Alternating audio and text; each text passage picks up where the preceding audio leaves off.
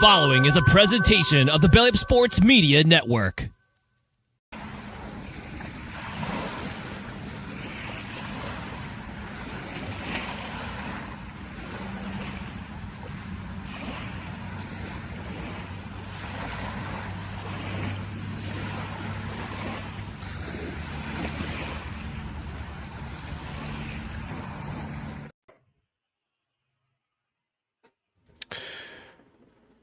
We're going to keep this relatively short and sweet.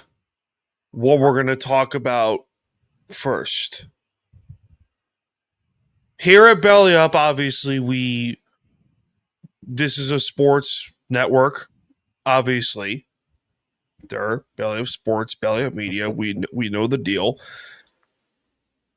And there are some things in the sports world that even outside of sports, put our world to a stop. I don't care who you support, who you root for, religion, creed, whatever. One thing that I've tried to live and die behind the sword is I don't care who you are, as long as you are a good person. That is all I care about. In light of the recent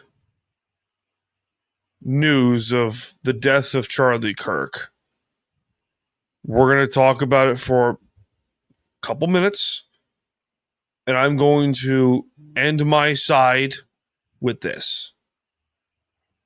Violence over disagreement is stupid. Is flat out stupid. When you decide to take the life of someone because of a disagreement, you have lost the argument. You are no longer an adult. You are a child. A stupid child. And because of your actions, 2 babies lost their father on Wednesday. I'll end my argument and we will go to Dustin next up. So, take comments and we'll try to lighten everything up after this. So, and I see Deez is in there, of course, rest in peace, Charlie Kirk. So, Dustin, your thoughts. I agree with what you said. Your political leanings, your thoughts and opinions on things, issues, people disagree. It's human nature. And just because you disagree or you may feel differently about some things versus others, it doesn't mean that it should cost you your life. And I'm just saddened that we are at a place where this is a realistic possibility for anyone. And just as you said, his family now has to grow up without a father. It is tragic anytime something like this happens.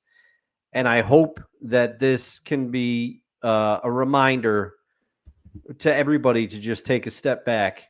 And that's all I'm going to say on it. Other than that, we appreciate the people who are joining us live. We appreciate the people who are listening. And we appreciate people who will watch the replay. Thank you for taking a chunk out of your life today to listen to the show, and we hope we can provide some lightness and some fun. So we'll get it going here in a bit. Kevin?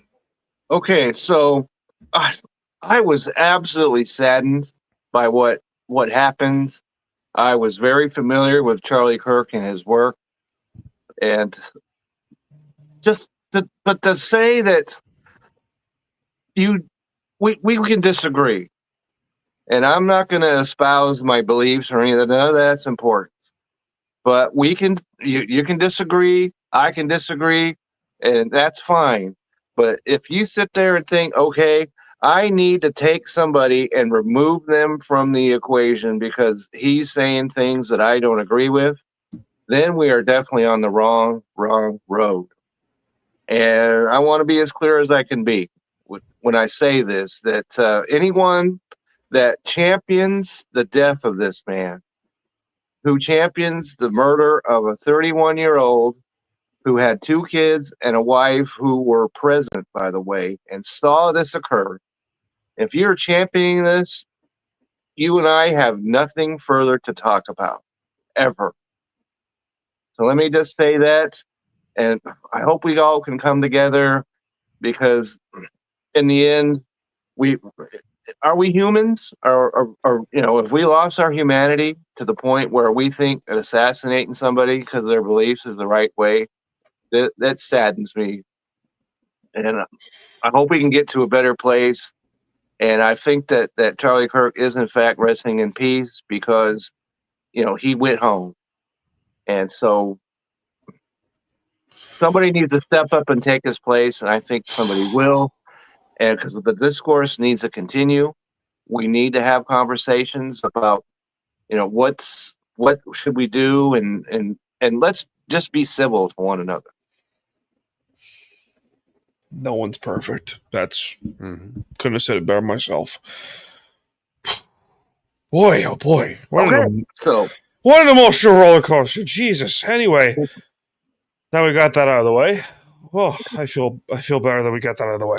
I feel better as well, because I was absolutely stunned.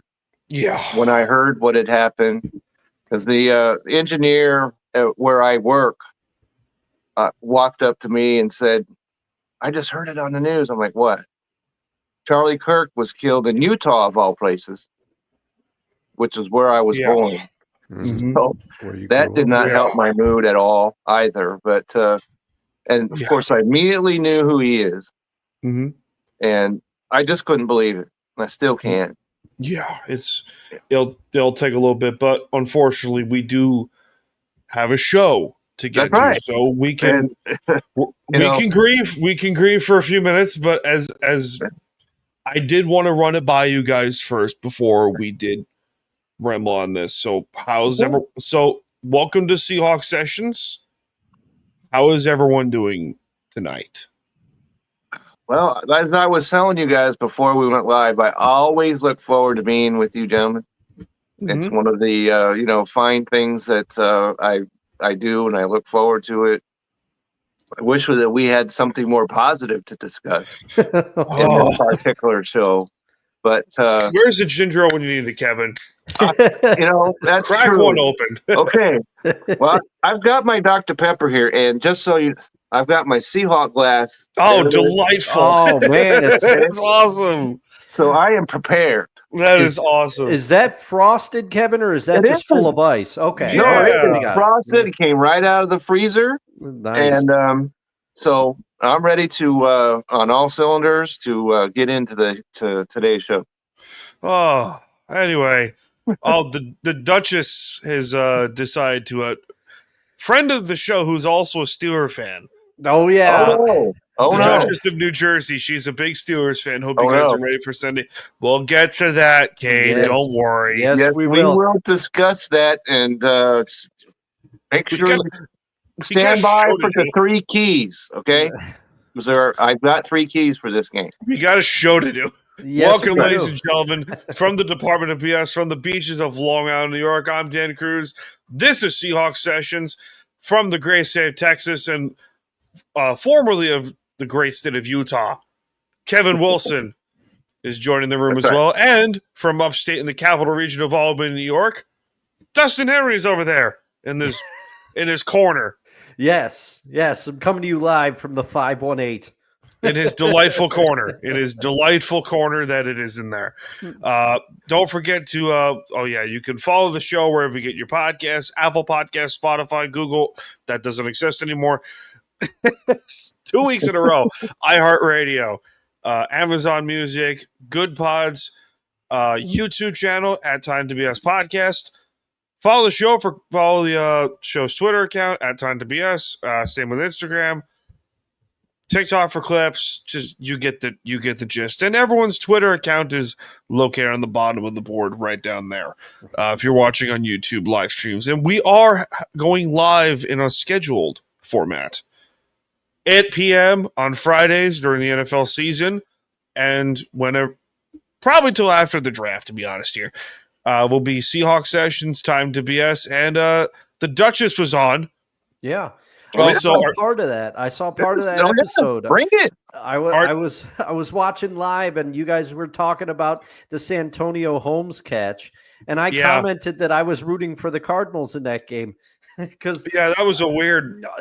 I do love Larry Fitzgerald. That's what I mentioned. I mentioned that he was one of your favorite football players for a long time. Yeah.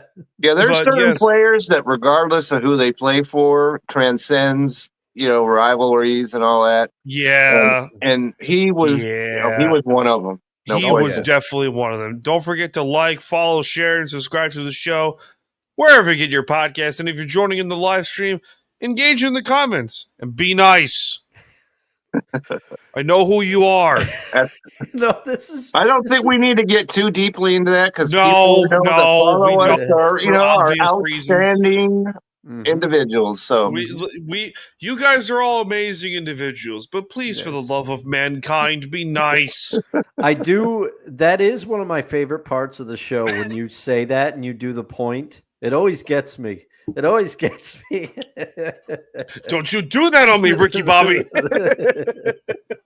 Oh, jeez. This is. I found this out, and so I want to do this because today is National High Five Day. National High Five Day. Did you say it was National Ice Cream Day this morning? Milkshake, I thought. Or milkshake, close enough. Okay, it's two things can be true at the same time. Yes, that's true here. And so I want to give all of you both of you fine gentlemen and everybody that's watching a high five right there. So appreciate y'all. All right. Same to you, Kevin. And Dan, you might get this reference, but also, self high five yourself, from Diamond Dallas Page, the self high five. you gotta love it. You do. You gotta love it. Listen, Ryan's in the room also. Ryan's just joining in the room. But I just picture him going like this. Rawr. That's probably pretty accurate. That's probably pretty accurate considering how we know Ryan well enough to know that. Right. Also, Ryan, if you look at the show doc for No Creds, I got my picks in first, buddy. Woo! So, let's go. People are listening in the chat. Just Jesus. Starts a conversation like that. I just sat down. As we know, Kevin, what goes in full force on Fridays? I know what it is. Know what it is? It's the BS Express. That's right, Dustin. The BS Express is in full force.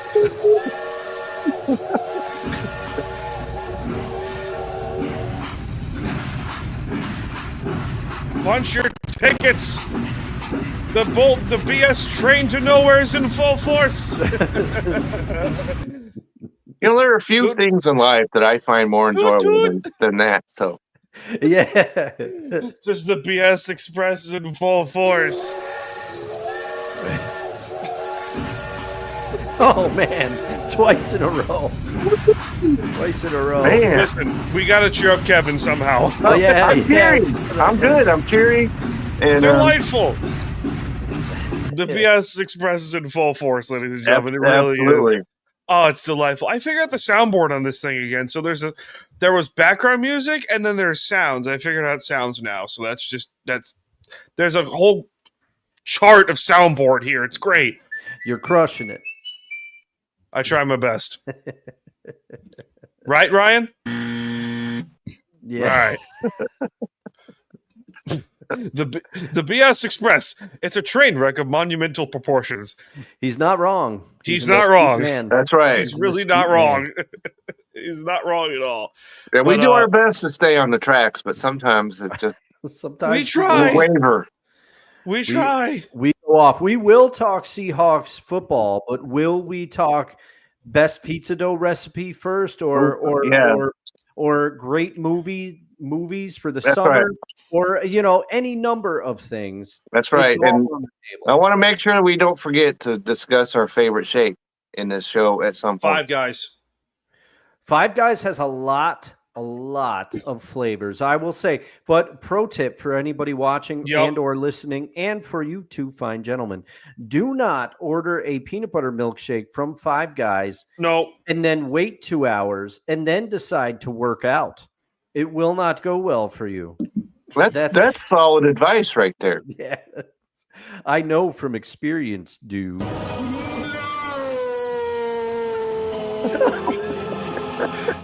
Oh, I wasn't expecting the Revenge of the Sith sound there. Oh, for God's sakes, Ryan, Dustin, Ryan is stealing your thunder. If the Jesus. If the Seahawks are playing the Falcons in Atlanta, they'd be on the midnight train to Georgia. I'll see myself out. Oh, You know what, Ryan? Got to it before me. He gets the crickets. Yeah. He got All to right. it. That's- Somebody besides you or I, Dustin, got cricket. So, yes. All right. That's a first. yeah. That's a first in this delightful BS-tacular. Yeah. Delightful. People are just going, wondering, why do we do all these things? Why? Because them, that's why. So, all right. So, This is let me true. just say, I'm a simple man. So, strawberry shake is where I check in. See, All right. I Strawberry did not shake? expect you to be strawberry. I thought you'd be more of like a vanilla chocolate swirl there, Kevin. I could do that. Well, No question. See, that's the thing. You're telepathic, Dan. You figured it out because that's my answer. We have a local establishment here in the capital region. Ryan will know it well. It's Stewart's Shops. And Ooh. you can go to Stewart's, and it's a gas station, but they have their own ice cream. It's delicious. It's wonderful. If you try to tell anyone outside the capital region that Stewart's, or inside the capital region that Stewart's ice cream is not good, those are fighting words around here. But fighting words. vanilla ice cream, they take it, they put it into a shake, and then I like to tell them, hey, put a little bit of chocolate syrup in there. I don't have them use chocolate ice cream. It's just enough of the chocolate. They call it a black and white. It's delicious.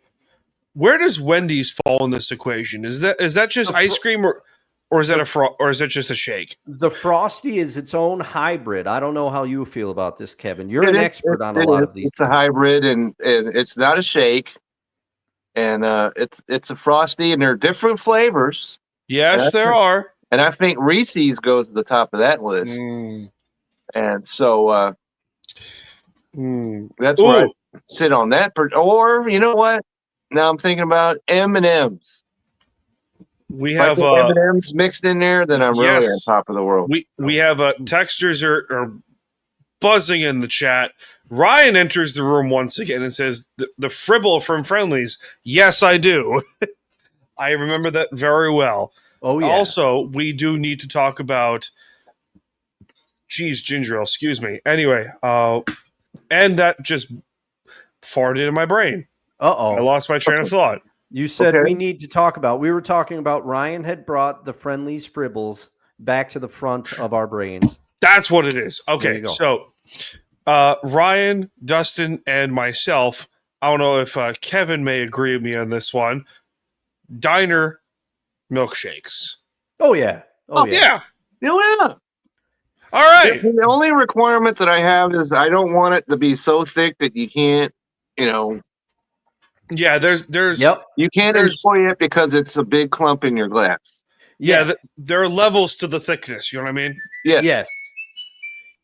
Yes. Like Disturbed once said, they were down with the thickness. That was my joke. Oh, man. Dang it. Oh, no. I got joke. I got to it It's before. all right. Oh, It's no. all right. I tell my fiance this all the time. You know, I'm down with you, babe. You know, I'm always down with the thickness. No. Where's the Duchess when you need her?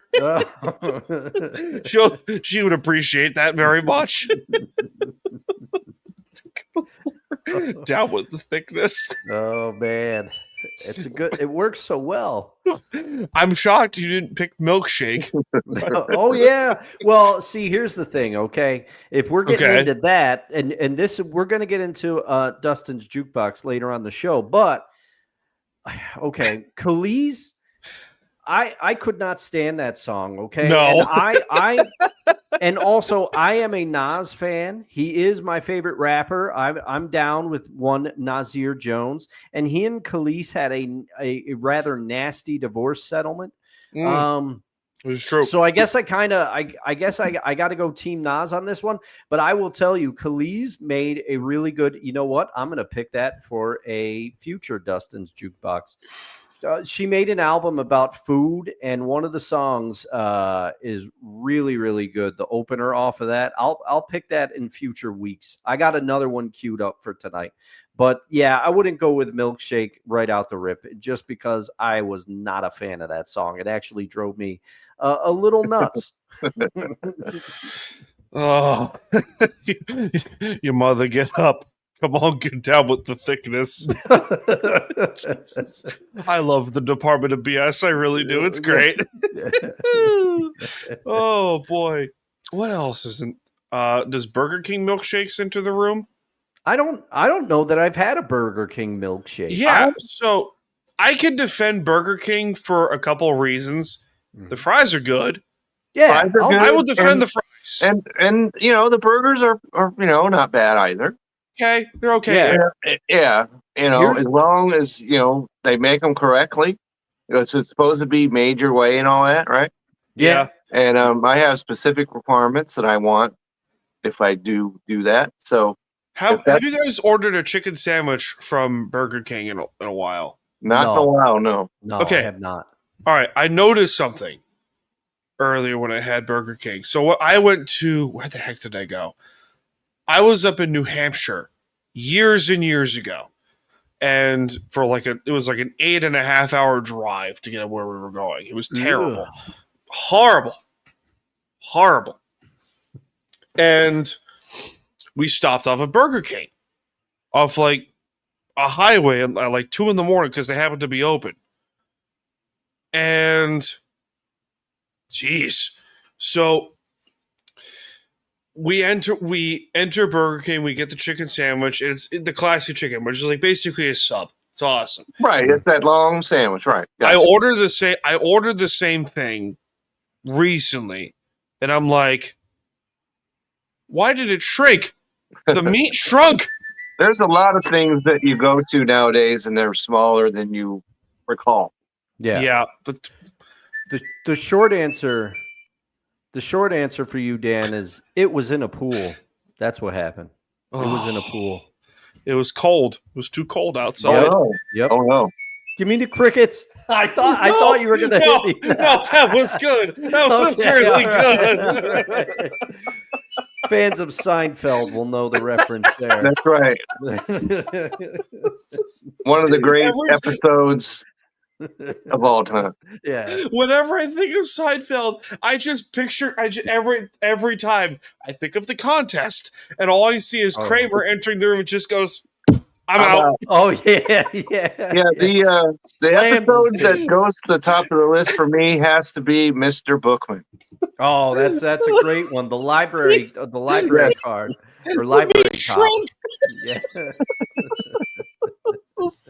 But listen, it was cold outside, baby. It was cold outside. Oh man, few months early for that one. Oh, jeez. Yeah. Oh, we do have Seahawk talk to get to, ladies and gentlemen. We will do so. After this commercial break. Oh, geez. We'll be right back, ladies and gentlemen, afterwards from our sponsors over Righteous Felon Beef Jerky. Speaking of meat, this show ain't free, so time for some ads. Righteous Felon Craft Jerky is the official jerky of Belly Up Sports. For over a decade, Righteous Felon Craft Jerky has led the American meat snack revolution by concocting delicious, adventurous, U.S.-sourced jerky recipes for uncompromising carnivores across the country. With 15 different flavors to choose from, Righteous Felon has all jerky lovers covered, and by using promo code BELLYUP, you will get 15% off your purchase at RighteousFelon.com. Do your taste buds a favor today and rip into a bag of Righteous Felon Jerky.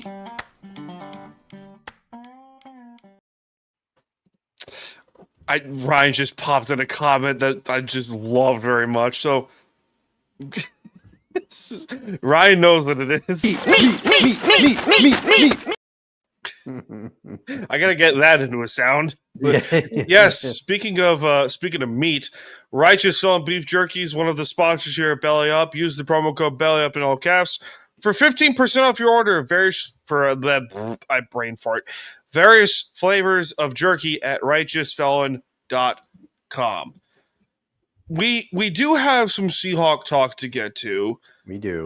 We do, because that is the brunt of this show. If you haven't figured it out by now, I don't know what's wrong with you. Week 1 of the NFL season kicked off for the Seahawks at home in some people may call a gut-wrenching, heartbreaking, frustrating loss. Yeah. Kevin has words that he would like to get off his chest. I can see him just shimmying off in the corner over there. Just be like, I gotta get this off my chest, Mom. But I will start things off by saying a few things. I have 5 things written down here of my summary, and I call it Dan's game notes. Number 1, aside from Tariq Woolen having the worst possible game of his career, the defense played well. Especially Leonard Williams, Julian Love, Josh Jobe, and Ernest Jones. Especially those 4. They all played really well. Number 2, Sam Darnold's strip sack late in the game was costly, but otherwise had a solid day. Completes 69% of his passes. Speaking of, nice. Aside from that, he had a solid day. Really did a solid day. The offensive line, I thought, played really well in pass protection. Run blocking could still use some work, but that's not Charles Cross's strong point, is run blocking. He's better as a pass protector than a run blocker. Could use some work, but it's only one game. Number 4, offense needs to be more aggressive with the play calling, push the ball down the field, which is one of the topics we will get to in terms of the trade discussions that have been rolling around here lately, courtesy of our friend Brian Nemhauser over at Hawk Blocker. Number 5, and I think this is the more important thing, is it's San Francisco. They were built to win now for a reason. Perspective in this thing is key. So as much as we love to, dig our heads into the sand and just punch steel toolboxes for the rest of eternity, I think we can learn to put this in perspective and say it's just one freaking game. It's the first game of the year. If this were week 12, different story. But thankfully, it's week 1. I know Kevin wants to go. It's just okay, Kevin, unleash your fury. Okay, so before I get to any fury, let's talk about what's good. Okay, Brock Purdy threw 2 interceptions. That's defense good. played great. Okay, CMC averaged 3.1 yards per carry. That's great. Yes. Sam Darnold was not sacked. Oh, one time. I'm sorry, 1 sack. Correct. He didn't throw any interceptions. That's good. JSN caught 9 of 13 balls for 124 yards. That's good. Okay, so let's turn around to what was not good. How about CMC catching 9 of 10 passes? Yeah. Where's the defense on that? Yeah. All right. And Pearsall was one of the guys that I said we didn't need to fear him. He averaged 27 yards per catch. What in the world is going on with that? Yeah. That's 10 yards at least too high. One of my keys was, could they corral George Kittle? They did not do that until he was injured. Yeah, the early part of the game, he was killing them again. He was touchdown pass, and everything. All right, so Kenneth Walker, where are you, dude? Yeah, that's the other thing I wanted to get to. 20 yards. Yeah, the running I offense could as a rush whole. for 20 yards on accident. Okay, so that's not good. All right, so Cooper Kupp, 3 targets, 1 catch. 2 catches actually for 2 15 catches. yards. Close. I tried. They've got 17 tight ends on their roster. They had 2 catches. Yeah, that's jeez. Okay, Yeah. so those are the good and the bad things, and they were in position to win this game. Yeah, they had this game. Yes. Right? Yes. They make and they didn't finish. Mm-hmm. The defense didn't finish. They played well the whole game. They didn't finish. Had 10 points and going in the fourth. One drive they needed to stop and did not. Yep. And we've seen that before, years earlier, Legion of Boom, up by 10 points in the fourth quarter against the Patriots. What happened? They lost the lead. Mhm. So they need to finish, because the offense was ready to finish. Because even after the touchdown, they went right down the field, 1st and goal on the 9. And he fumbled. Yeah. So, those things do happen. Well, and that's not on Sam, I don't think. No, because it was not. I don't want to. I don't want Yeah. to sit there and say that this was Sam Darnold's fault. It was No. not. And just clean up some stuff here, and they need to clean it up fast, because I've heard the statistics, and our good friends over there on the 3rd and 10 podcast mentioned it already. Hi, Nate. Yeah, hi Nate. And the teams that go 0-2 have like a 12% chance of making the playoffs. Yeah. However, Nate would know this very well as a Giants fan, because he should know the 2007 Giants started 0-2 and won the Super Bowl. So, Right. I mean, it does happen. yes. So It sorry, does. screw you analytics sometimes, but Right. I mean, but you don't want to put yourself into a hole like that. Okay, And hold on. especially because this is like a double loss, because it was a division loss. Yeah, And it was at home. So that's like triple.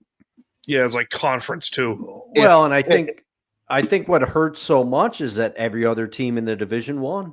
Cardinals other beat the team Saints, won, the Rams and beat the Rams Texans. should have lost that game. I'm sorry, but they should have lost it to the Texans. Well, Matthew the Texans, let me ask this. Okay. When was the last time anybody heard the term lollygagging before? It's an old term, but I've my heard day. it. I've heard it. Yeah. I've heard it back in my days a little further than you fine gentlemen, but This is and I'm keeping my for a jokes to myself. quarterback to say a word like that, at least we're not saying that with the Seahawks in mind. no. Nobody was everybody was No. focused, everybody was playing as well and as hard as they could. Texans, if you're lollygagging, you've got no excuse for that kind of nonsense. And so It's Justin, we'll end the segment on your All right. on your words, because I know that you've heard my thoughts, you've heard Kevin's thoughts. I'm very curious to hear what you got to say. Well, I think, and I share some of Kevin's frustration, because this loss hurt, because I thought they had a chance to win the game. Okay, I thought they had a chance to win the game. They had limited Christian McCaffrey to, I believe, 37 yards in the first half, and I'm saying they're stopping him. They're stopping the run. Yeah. They're stopping the run. And then, of course, I text that to you both in our group thread. Yeah. And he promptly rushes for like 20 some odd yards. I'm like, well, I jinxed that. But here's the thing. The Niners, this wasn't a winnable game. Kittle goes out. Kittle was destroying the Seahawks, as he often does, as much as I hate to admit it. Kittle goes out. Jawan Jennings was hurt. So you're telling me that the Seahawks couldn't finish this with a defensive performance like that? That's what was so frustrating, because, as you said, Ernest Jones played great. He's been one of the shining stars since he was acquired. That's been one of the best moves. Him and Leonard. Those two moves, unbelievable. But the person that is really playing well here, Josh Jobe. I had my eye on Josh Jobe during this game, because he had a pick, and then right after that, he had a great open field tackle on McCaffrey. He prevented McCaffrey from getting a huge Job is playing well to start, and that's what makes Reek's game stick out to me like a sore thumb. We'll get to him in a second. Jesus. He got beaten badly on that Pearsall play. Pearsall got right behind him because he was going for the ball. He went and he was trying to get a pick, and Pearsall blew right past him, and that was it. But the biggest disappointment of the game to me was the rushing attack. The rushing attack after looking so great in the preseason. And I get it. It's preseason. Everybody's going to come after me. Oh, it's preseason football, blah, blah, blah. But these were against some starters. Some of these holes that offensive line was opening up, and they were and Charbonnet looked fantastic, and George Holani. And so you're like, okay, what is Kenneth Walker going to do when he gets into these holes? Because he's dynamic. But the thing is with Walker, he can't always stay healthy. But this was bad. I feel like the offense needs to be more aggressive. And I've been waiting all week to get your thoughts on this, because hindsight's 2020. Yes, hindsight is 2020, and I understand that. But when they didn't go for it, when they brought the field goal unit out, I'm thinking to myself, you got to go for this. The defense is playing well enough; they'll stop the Niners again. Go for this. I was going to mention that, Dees. Yes. I was going to mention that for before you did. So. Points to you, D's Razor Sunshine. Yes, Josh Jobe did play at Alabama. Undrafted free agent from Alabama. All right. Well, that's important to note. She is an Alabama Crimson Tide diehard. Which we are well aware of that. Knowledge impresses us every week. That's unbelievable. Right. She puts my knowledge to shame sometimes. That's right. All right. But I thought it was safe to take the points because your defense was playing great. Mm-hmm. But at the same point, you have an opportunity to put the Dragon to bed. Yeah. You have an opportunity to put the Dragon to bed. San Francisco has been your kryptonite in this division for years now. Yeah. And if there's a loss that us Seahawks fans cannot get behind, it's to the 49ers. Yeah. It's bad when they lose to the Cardinals. It's bad when they lose to the Rams, but it doesn't have the same level of badness, I guess we could say, as when they lose to the 49ers. It just gets in, right in and twists my spirit all kinds of up. And it's not just absolutely hate, without any doubt. I just hate the 49ers to the very fiber of my being. It's not just that. The Niners have beaten you to a pulp. Yeah. For the last 6 years. Right. Beating you to a pulp. Right, which is what they did during the 90s and all that. Then they got things kind of straightened out during the 2010s. And when they went to the Super Bowl and all that. Harbaugh and them boys. Yeah. But you had them at home. You had them at home. They were deep in the Seattle territory, late in the fourth, one defensive stop, and they win. You had Shawn Michaels was warming up the Sweet Chin music. That's right. And you mentioned about Wolin, because I've seen a couple comments about him. Here we go. And the fact that he recognized what play was coming was good. Yeah. But he's got to be able to recognize and act upon his recognition to be able to complete the play. And that's not what happened here. He was an All-Pro his rookie season. Yes. Right? Someone please correct me if I'm wrong. Oh, he was. He was an All-Pro his rookie season, I believe he led all rookies in interceptions with like 6 or 7 at the time. Including a touchdown. He had an interception in like 5 or 6 straight games at one point to start the year, which was like, holy crap, they have a corner that can actually, intercept the ball and, take it back to the house if need be. They have that, which is great.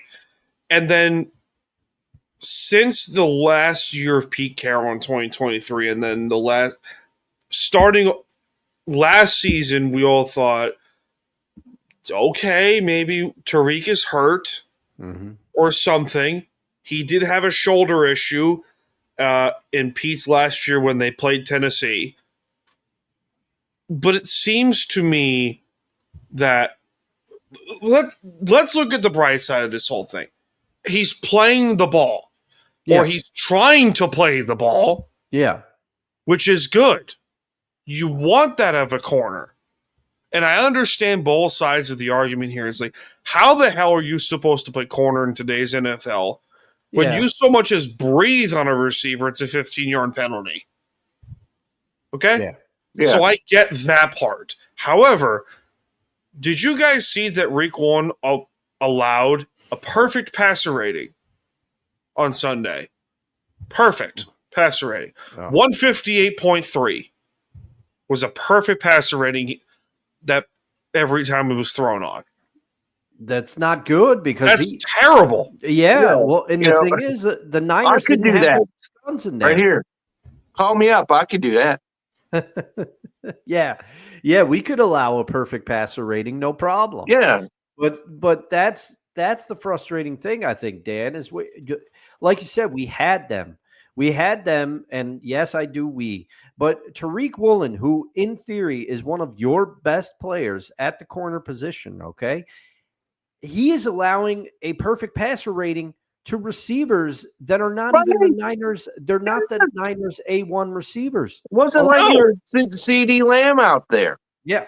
Okay. That's exactly. And the thing is, as much we can throw a lot of shade at who they're playing this week, and he had some drops in week 1. Pittsburgh has some decent weapons, though. Let's be real. We'll give them fits. You know. Yeah. We know what he can do. Speaking of, where's Ryan? Where's Ryan in the room? Don't make him, go get some more drinks than he has to over the Jets. I'd be a little optimistic if I were in his shoes as a Jets fan, but anyway. Well, here's the thing: both our teams, I think, both the Jets and the Seahawks. There's things to build off of in this. There are, and we're going to get into this next game in a moment, I'm sure. The other thing I want to talk about is that Mike McDonald, who we have been very fond of this past season. What have we talked about, guys? When he sees a problem, he acts on it quickly. Yes. He commented earlier in the week when someone asked, I believe it was Bob Condotta of the Seattle Times, where he asked, like, hey, are you committed to Tariq starting? He said, we'll see. Yeah. I mean, that was like, whoa. Yeah. That's the thing. It doesn't that have to be the answer, regardless of what player we're talking about. Yes. It should be. It doesn't matter if we're talking about a 5-year all-pro player. If they're not performing, step aside. Yeah. And Pritchett has been able to Nehemiah Pritchett has shown some spurts of like, okay, this kid can play. Yeah. Shaquille Griffin, they brought him back, which is nice. And Brian Kendrick, who they got from the Rams in the waivers in August, he can play too. So it's like they have options here. But the other thing that's been thrown out is Devin Witherspoon, who's doubtful for this week, but he's scheduled to play. He could slide outside. Yeah, he could. He's more than capable of doing that. So he's a beast no matter where you would put him on the field. He's an animal defensive back. But like Reek, he's a free agent at the end of the year. And I believe the trade requests will be coming for him because when he's on 100% passer rating. When he's on, he's a really good corner. The problem is when. Yeah. When. That's the problem. I don't want to be right about a better game to see that than the next one coming up. Yeah. Against Pittsburgh, yes. Can he lock down Mr. Metcalf? Which, we'll get into that. We'll get to that. Does Dustin have a tune for this week? I do, sir. All right. Cue the music, boys.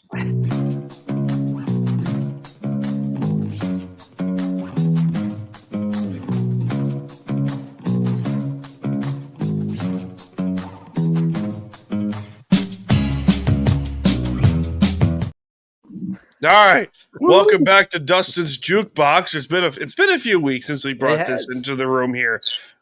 Dustin, what do you got for in your music department? Okay, this week, candidly, I had another song chosen, but based on the title and recent events, I said, okay, that's not a good title to pick.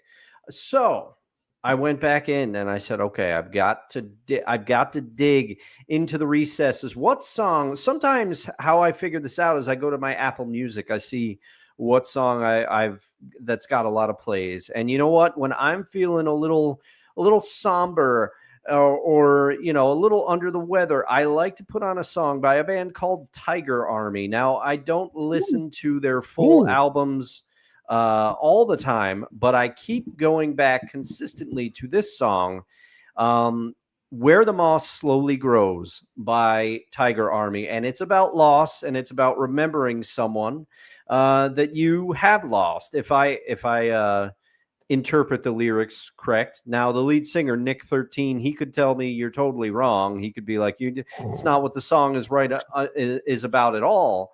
And it's a little Tiger Army, I would say, is kind of like they're punk, but they mix in some elements of rockabilly. But Where the Moss Slowly Grows is a departure for them. It skews a little bit country, you know, and Nick 13, he does a solo album that's got more of a country feel to it. And a lot of Tiger Army fans were not happy when the album that came out, that this song is on, came out. But I really liked it, and particularly Where the Moss Slowly Grows. It's a good song. Put it on. I don't think you'll regret it. That's this week's Dustin's Jukebox. All right.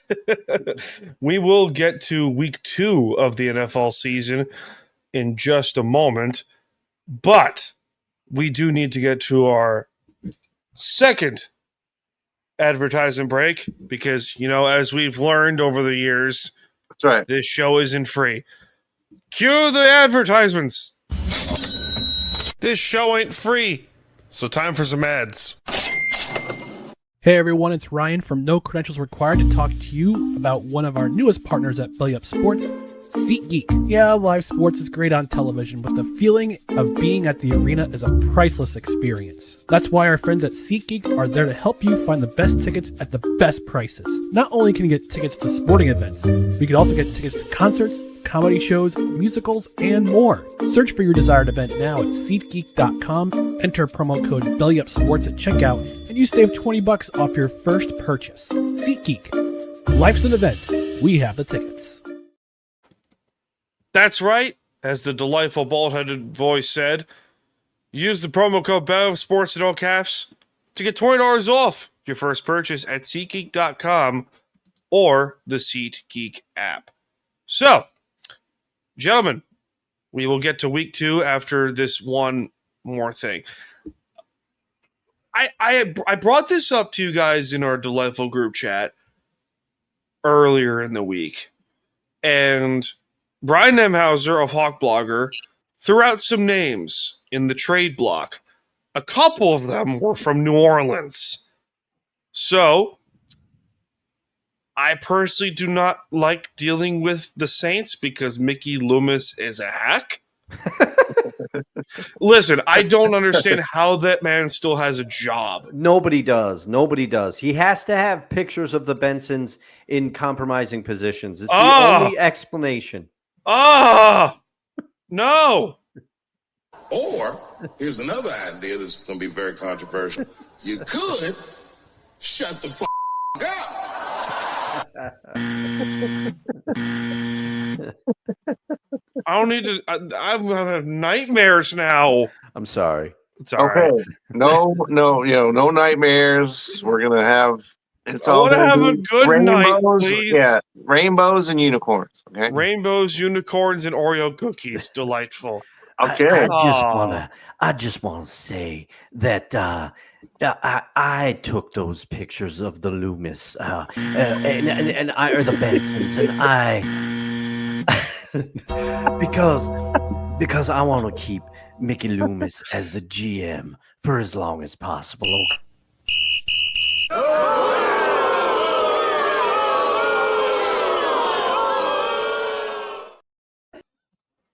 There he is. Oh, wow. He's in the penalty box now. Usually when you're in the penalty box, they can at least see you. He's banned from the entire stadium. He's banned to infinity. All right, he's back. All right, I felt nice. Oh, thank you. Oh, jeez. Anyway, so Chris Olave, anyone?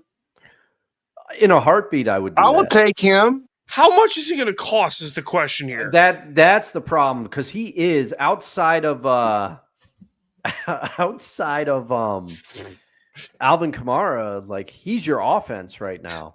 Right. Sounded like Asian Jerry Jones. I know it wasn't my best. It wasn't my best. You but tried. You tried. It's okay. Sometimes they're better. Sometimes they're better than others. Oh boy. I was high, and when Chris Olave, and I was public about this when he first came out, as this was an outstanding receiver, and we've seen that. We've seen that where he is, in fact, an outstanding and still young wide receiver. 24, by the way. Yeah. 24 years old, and even though this is his, I believe, third NFL season. And so if I'm going to trade for somebody. Fourth? Is it fourth? I think it's his fourth year, yeah. Okay. I'll buy it. So this is a young guy, and he's got all this. His ceiling is extraordinarily high. And so we can discuss this. Yeah, Cat, you agree with me. My cat's right here. And agrees with me on that. So let's get it. If we're going to get a deal done, if I'm New Orleans, I don't know why in the world you're looking to trade off assets when you don't have very many to begin with. But if they're willing to take a talk trade, I'll get him on the horn.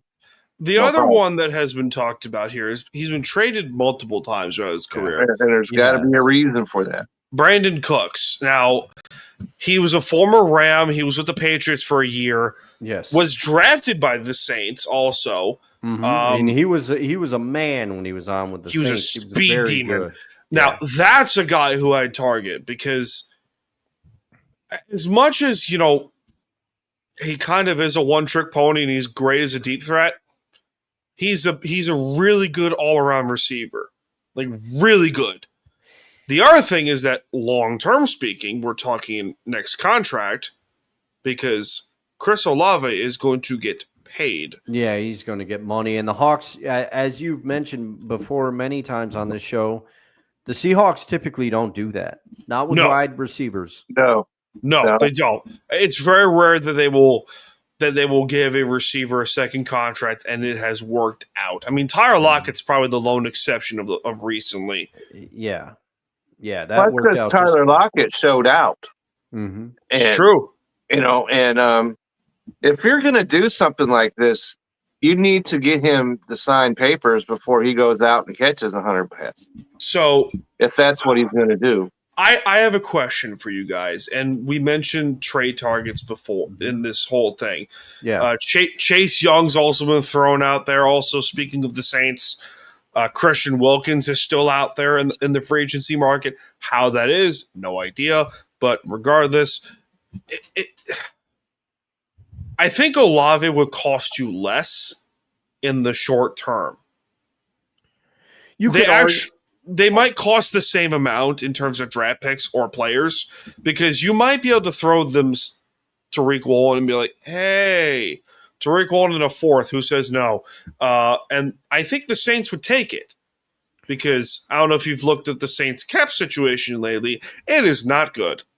Yeah, well, and they also, they need pieces anywhere they can get them. Yeah, but the other thing you could argue to try to, and this sounds bad, but to try to cheap, Chris Olave has not been able to stay healthy recently. Yeah, so you could use that. Yeah, you can use that as a bargaining chip. Absolutely, you can. That's what I'm saying. If they're going to do this, do it. Yeah, when he's healthy, he's one of the better young receivers in football. Absolutely, he really is. He is, He's not going to show that with Spencer Rattler as his quarterback. No. No, but No. with Derek Carr, he was amazing. And Derek Carr, I think, is a quarterback that was better than people realize. Yep. But and I think Sam could, he and Sam could be a good pairing if the Sam Darnold of the Minnesota Vikings shows up. Because my only issue with Cooks, and I want to get your thoughts on this, he has at times looked unbelievable for the Saints, as we mentioned. Yep. And then later in his career with the Texans, he was awesome with the Texans. He became their de facto number one when Davis Mills was throwing to him because they had injuries a few years ago before Tank Dell and everybody got Davis there. Mills look good, then you've got it going on. However, Dallas. Brandon Cooks has also looked not too good in Dallas. He also And I had a front row seat to that. Yeah. He also there's a reason. Okay, the jury's still out. But look at the Rams' history of wide receivers. He was on the Rams and they let him go. And they traded him. Yeah. They traded him to, what was it, Dallas at that point? No, Houston. They traded him to Houston. Yeah. Houston and Dallas, So he looked good in Houston, but then wasn't too good in Dallas.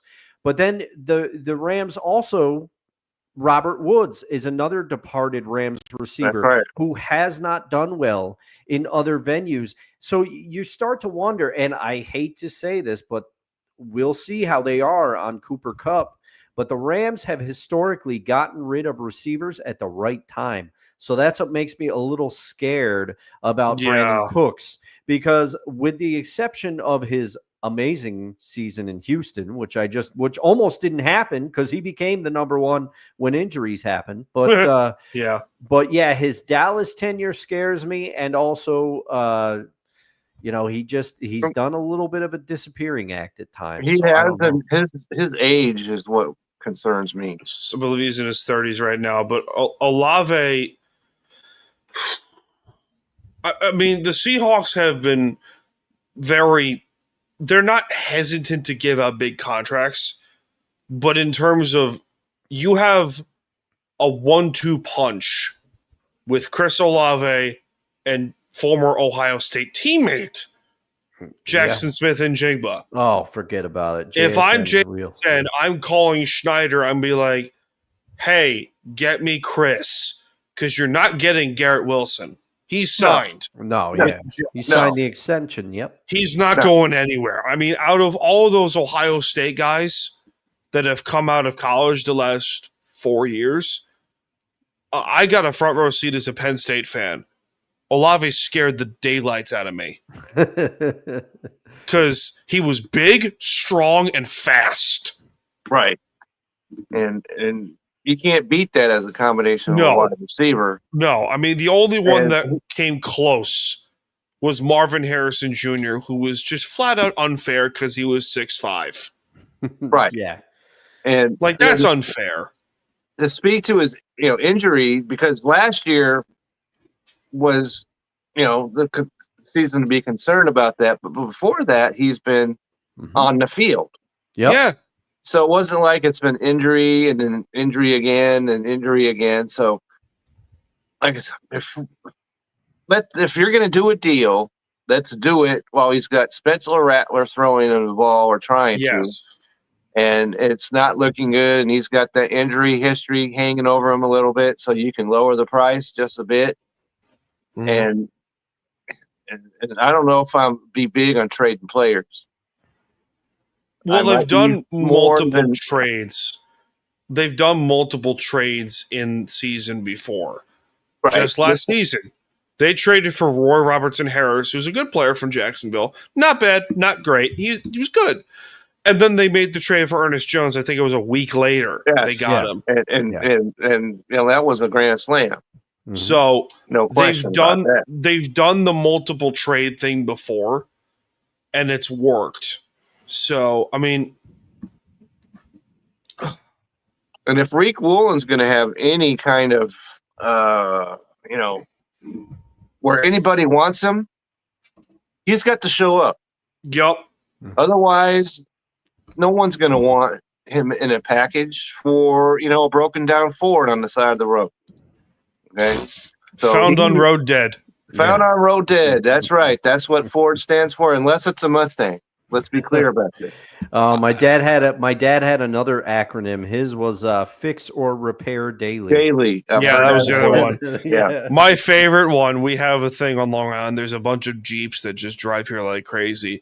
And I call them, I go look at them and just go, oh, look, it's a just empty every pocket. That's pretty good. I hadn't For heard anyone that's a heard mechanic in the room, you're going to love that joke. I've not heard that one. Because Jeeps are constantly needing repairs, Mhm. Okay. no matter what you do. See, that's good to know information. Especially the newer ones. Avoid the new Jeeps. The Grand Cherokees will outlive the Queen of England. Speaking of, Oh, yeah. yeah. God save the Queen. Anyway. Oh, what a show this has been. Oh, yeah. Week 2 of the NFL season has kicked off yesterday as we're recording. Yeah. In Green Bay. But the game we're going to talk about is in Pittsburgh, the Steel City, Heinz Field in Pittsburgh, Pennsylvania. The Seahawks will travel to face Aaron Rodgers and the Pittsburgh Steelers I think this will be a fun game because if you're going to bounce back in the running game, this is the team to do it. Because historically speaking, the last few years, Pittsburgh can't stop the run to save their freaking lives. Which is funny because they have Cam Hayward on that, two Hall of Famers on the defensive line. Yeah. Cam Hayward and TJ Watt. TJ Watt, yeah. Cam Hayward's going to go in the Hall of Fame. I will fight people to the death on this. But the other thing is that Aaron Rodgers, the Steelers' offensive line is not great, Right. not terrible. They're just okay. Their receivers, with the exception of Freiermuth, is just DK Metcalf, and that's it. We're going to get into that in a second. I can already sense Kate's presence as the Duchess. So Cam needs to retire, but she's not wrong. But she's not wrong. But yeah. God bless that man sometimes. His father. Do you remember his father? I do not. No. Oh. His father was a great fullback for the Saints years ago when the Dome Patrol in the 80s patrolled the NFC. His name? Ironhead Hayward. Oh, man. Is that not the greatest name for a fullback I've ever heard? If you're going to be a fullback, Ironhead. Yeah. Ironhead Hayward is a great name for a fullback. Yeah, that is a pretty good one. He was a bowling ball for the Saints. He's unfortunately no longer with us. Wow. Yes, Ryan enters the Ironhead Hayward. Yes. Yeah, that's I've said it. I put out if you have Ryan on your trivia team, you're going to do a pretty good job. So yeah, but Kevin, you go first because the optimism meter on a scale of 1 to 100 is at a 75 right now in terms of a Seahawk victory. Try to convince me otherwise. Okay, so that's where the 3 keys comes in. Okay, and so the first key is, as you just mentioned, running game. Can we get the running game going? Yep. Okay. Kevin's keys to the game. Okay, so if the running game gets going, that means that limits Pittsburgh's offensive opportunities because Aaron Rodgers threw for 4 touchdowns. Now, who had that? Yeah. No one. No one. Okay, but also the Jets sacked him 4 times. Yeah. You cannot allow Aaron Rodgers to throw, and he averaged 9.9 yards per attempt. So the second key is to keep Aaron Rodgers under control, get the rush, get it. If you sack him 4 times, if I think the Seahawks sack him 4 times, Pittsburgh does not win this game. By the way, Uchenna Nwosu is playing. All right, this week. News. Okay, so your pass rush gets a boost. You mentioned the receivers. Let me just put the DK. I don't want to hear his name mentioned very often in this game. Okay. He averaged 20.8 yards per catch. Calvin Austin, one of the most highly added fantasy football players this week, averaged 17.5 yards per catch. Yeah, it's ridiculous. And he scored a touchdown. Yep. They need to keep these wide receivers, and hopefully Mr. Mullen can figure out which way he's going to turn when he's defending these guys. Yeah. Okay. Yep. And this is key. Pittsburgh had 0 turnovers against the Jets. 0. Yeah. That cannot be the case in this game. They need to force turnovers and limit Rodgers and the receivers. I don't fear their running game. No. I like Mr. Johnson, the young guy, but he was nowhere to be found in that first game. Nowhere. So those are my 3 keys right there. And if they can do this, I'm going to say I want to be, championing. Okay. You said it's 70%. I'm going to check in around 65%. Okay. And it's Pittsburgh -3 at present. Mm-hmm. And its over under is 40. I say that it goes over. And because Pittsburgh allowed 32 points to the Jets. And Justin Fields had a really good game. He did. And that's Sam Darnold's not capable of having a similar game as Justin Fields. Because he did what he did on the ground. Yeah. You're not getting that from Sam Darnold. Which the Steelers' rush defense has not been great the last few years. Right? So we need really to continue 0-1 sacks. If they do that and sack Rodgers 4 times, they're in great shape, I think. Yeah. Agreed. Dustin, where are you in this department? All right. Well, I agree with a lot with Kevin's keys. I mean, they've got to get the run game going. They have to. It's the basis of their entire offense. You could see it. You could see what they're trying to run. It's the reason they brought Kubiak in there. If they didn't want to focus on the run as much as they're going to, they would have just kept Brian Grubb there, and they would have tossed it all over the yard. That's what they would have been trying to do. But here's the thing. Time out for a second. Yeah. Our delightful D's Rays of Sunshine just entered the room. Good. Oh, good God. Reed. That's wow. Wow. That's coming off the top rope. That's coming off the top rope there. I had to look at that for a second. All I heard was the record scratch. Oh, what? Yeah. Wow. You know what? You go to the penalty box. Where is it? I can't find it.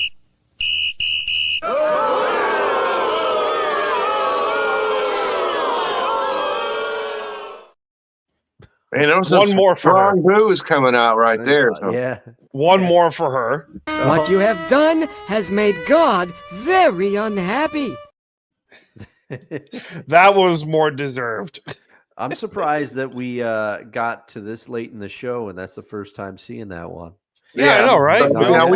We kept things on the track pretty much. So we also have it in sound form if I could find it somewhere. Yeah. Oh, I don't have it? Dang it.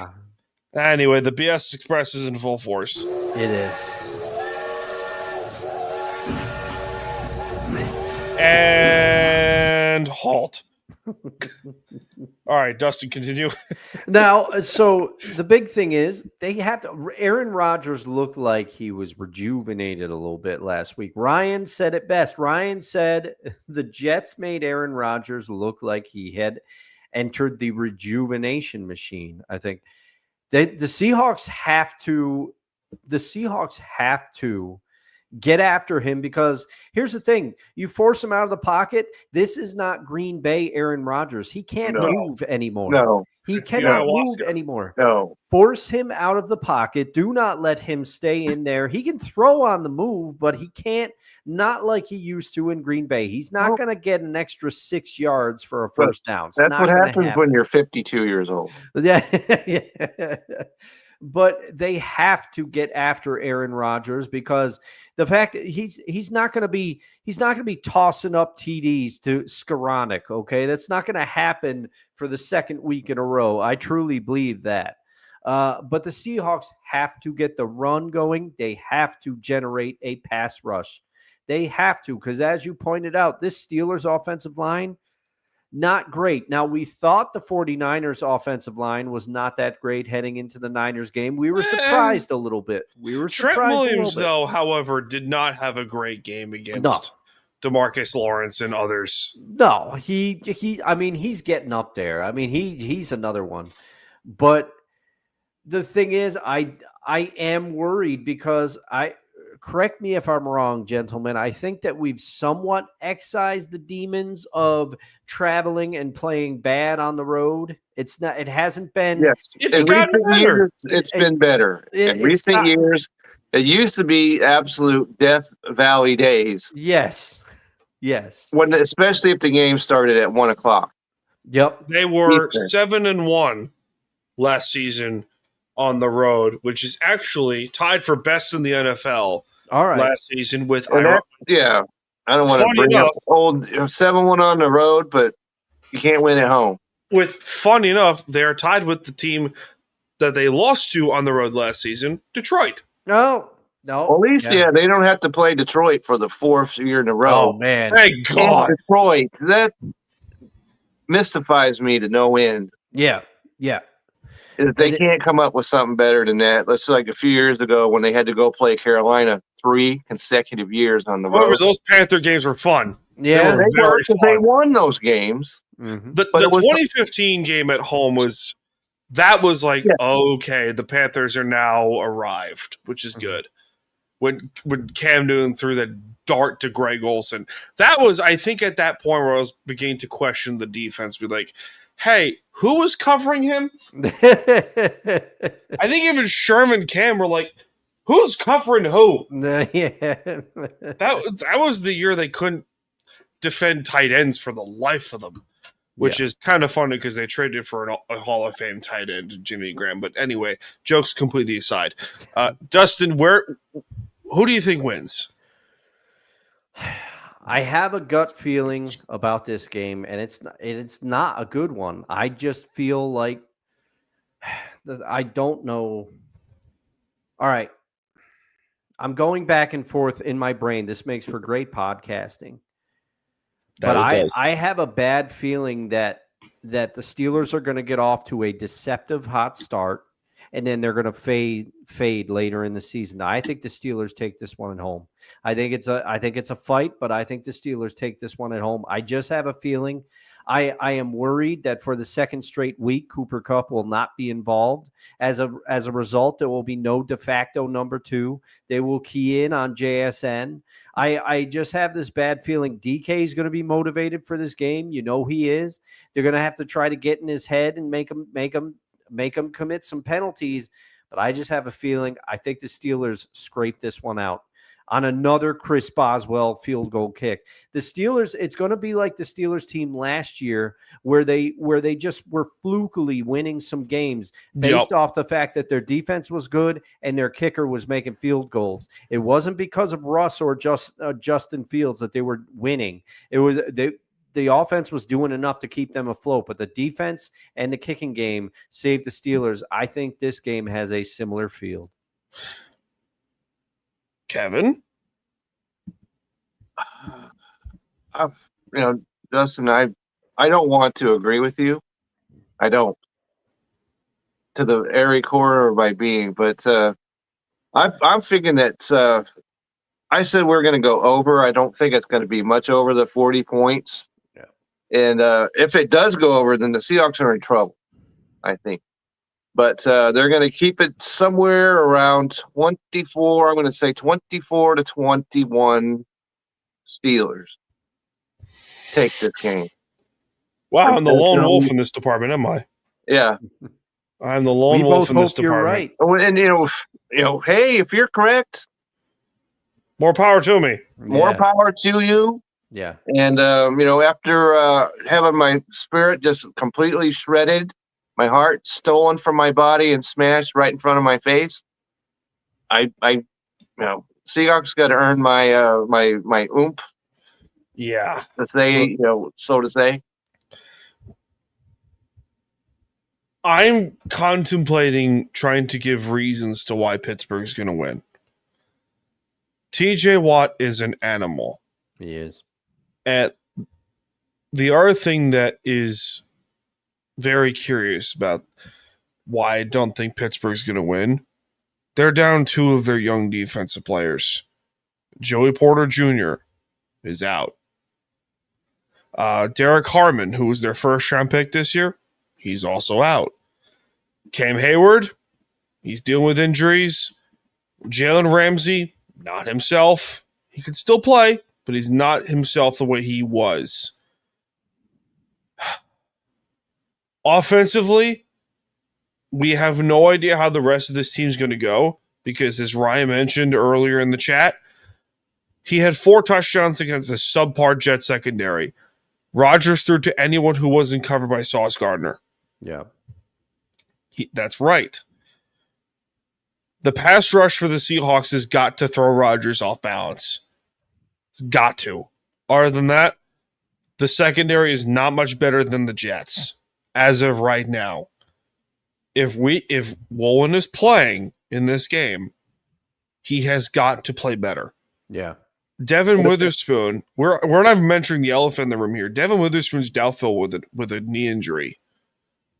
He may not play in this game. If he doesn't play, then my confidence goes even further down. And then Nick Ivanwari, we were very excited. Yeah, I saw that. Thankfully, no injured reserve for him. He's going to be out for a couple weeks with a sprained ankle. Okay. So that's good news. Hopefully the season's not already completely off the rails by the time he comes back. So that's good news.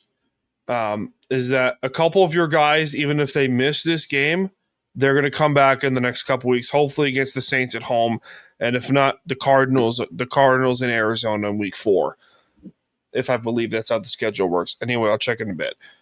But hey, hold on. Darnold's got to play better. Yeah. Darnold has to play a lot better than what he did last week. The running game has got to play better. I think this is the time where the running game gets going. I think Seattle wins, but by 2. Okay. 24-22 Seahawks. Okay. If that happens, we will have a much more cheerful chat going on during the game than the last one. Well, Adiz also points this out also. I don't think the defensive line for the Hawks is as good as the Jets. She's right. Yeah. She's 100% right. Jermaine Johnson can ball. Quinton Williams can ball.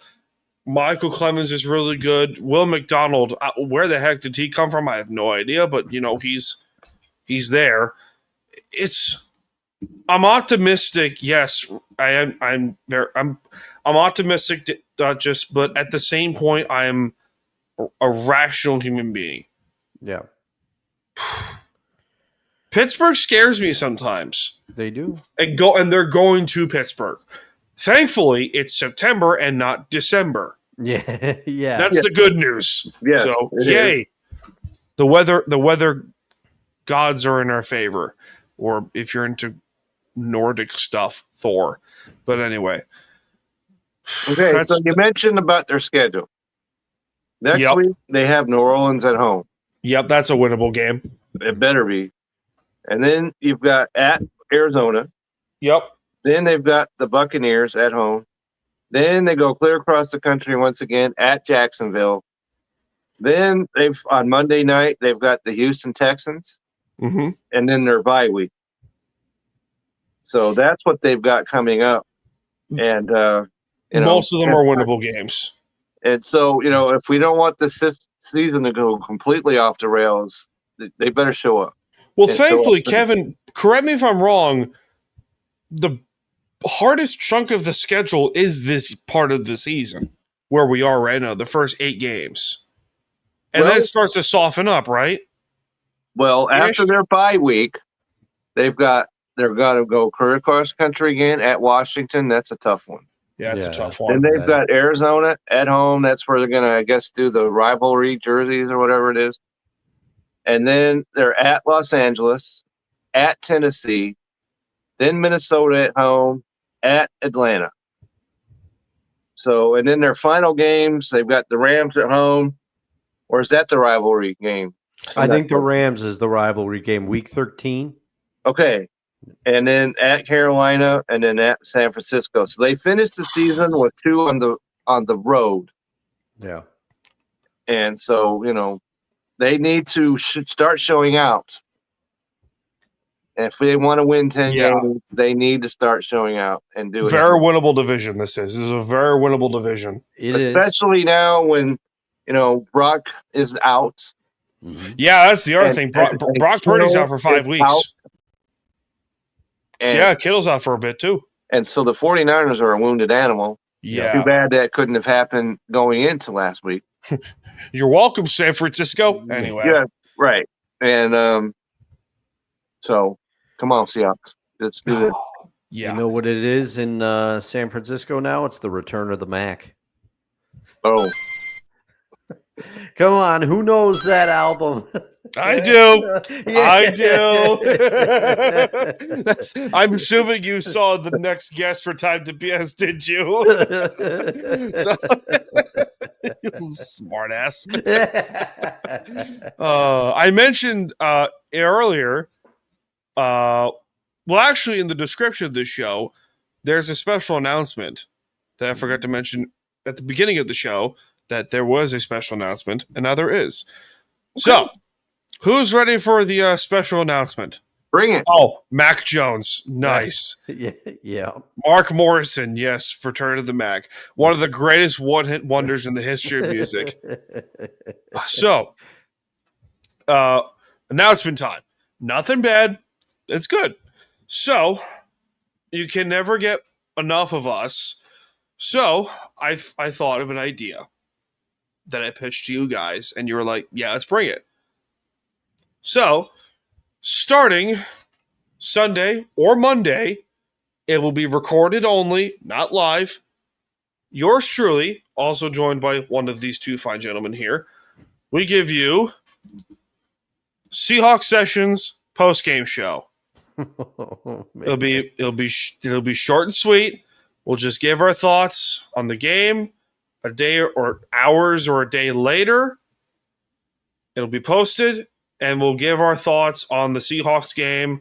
Win or lose, you'll have our thoughts. What could be better? You know the spiel. And hopefully, or we won't be nearly as raw after that last game.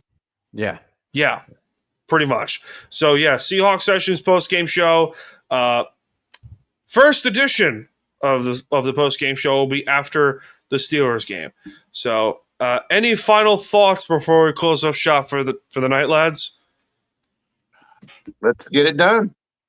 Yeah, pretty much done. And let's bring some joy back to Seahawks, Ville. And because last weekend was a pretty just awful sports weekend for the Wilson household, and so it would be nice to bring back some joy. Okay.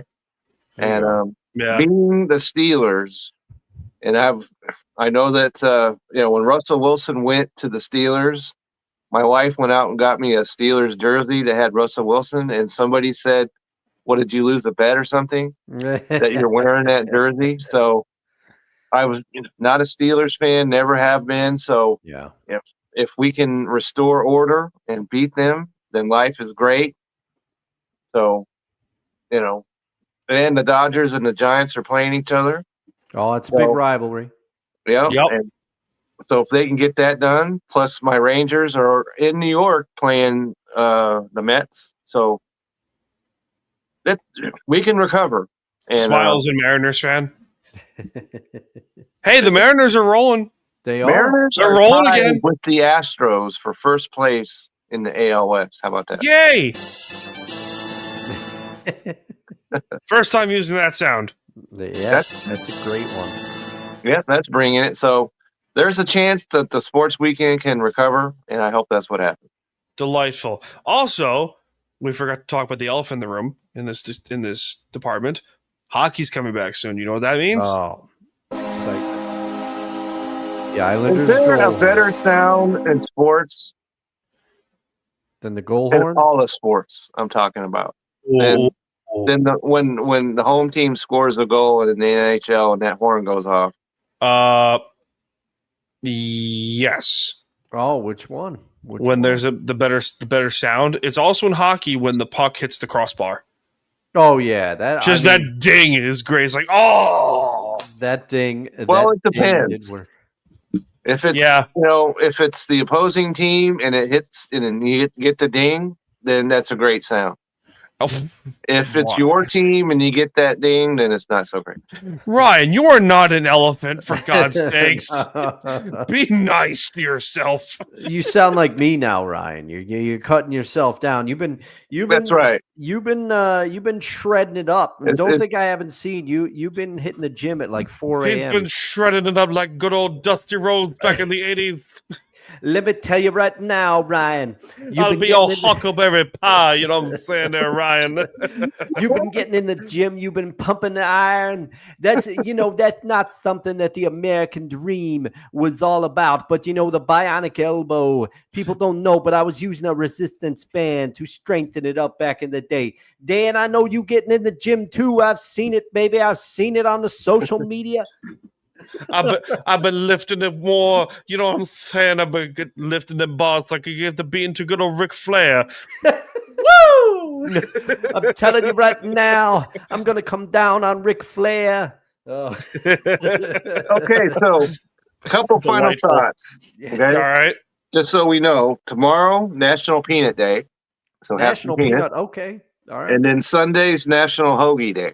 A great day for nuts. Oh, yeah. Well, yes. So ran into that one. You did.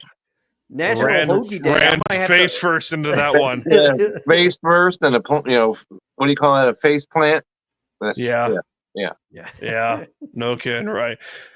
Anyway, this has been Seahawks Sessions, episode 21. Yeah, 21. I lost track of the numbers. Anyway, my name is Dan Cruz. That's Kevin Wilson coming from the great state of Texas. Dustin's coming to you from the capital region of Albany, New York. I'm coming to you from the great state, from the beaches of lovely Long Island, New York. And we'll see you all in this life, and we'll see you in the next one, and we'll see you guys after the game. Cheers.